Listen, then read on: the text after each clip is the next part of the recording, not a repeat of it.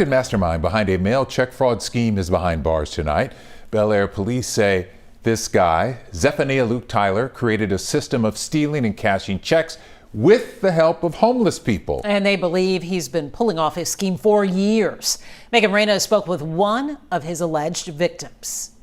The woman I spoke with is a senior citizen here in Bellaire. She asked to remain anonymous. In December, she says she dropped off several checks at this mailbox outside the post office, only they never made it to their intended destination. It is an invasion, and it feels like it is all-encompassing, and it's quite scary. This Bellaire woman called police when she realized a total of $38,000 was taken from her bank account through these fake and forged checks. What investigators were able to unveil was an elaborate scheme they believe was led by this man, 30-year-old Zephaniah Luke Tyler. We want to help them try to catch whoever is responsible for doing this. In this case, it was Zephaniah Tyler. Bellaire detective Monica Andrade has been leading this investigation. She began by digging through surveillance videos at banks, which led them to the suspect. Andrade alleges Tyler got his hands on the victim's checks and altered and created new ones with fake names. He then used fake IDs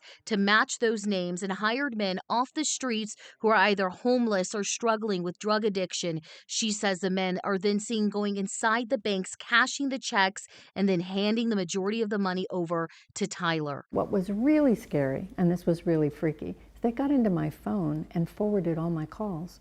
So someone in their organization was acting like me and approving these checks that were being written. As far as how the suspect got his hands on the checks in the first place, court documents state they believe he may be purchasing them from an unidentified USPS worker. Meanwhile, this isn't the first time he's been accused of doing this. At the time of his arrest, he was out on bond for the same charge in Fort Bend County. How frustrating is it to see someone be a repeat offender, or at least in this sense, suspected?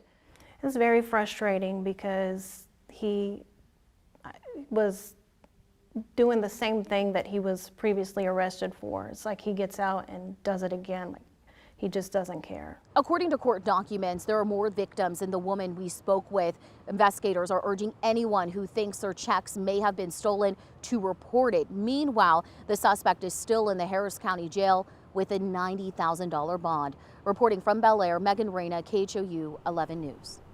Relieved her bank refunded all of her money, but here are a few tips to help you avoid becoming a mail theft victim regularly.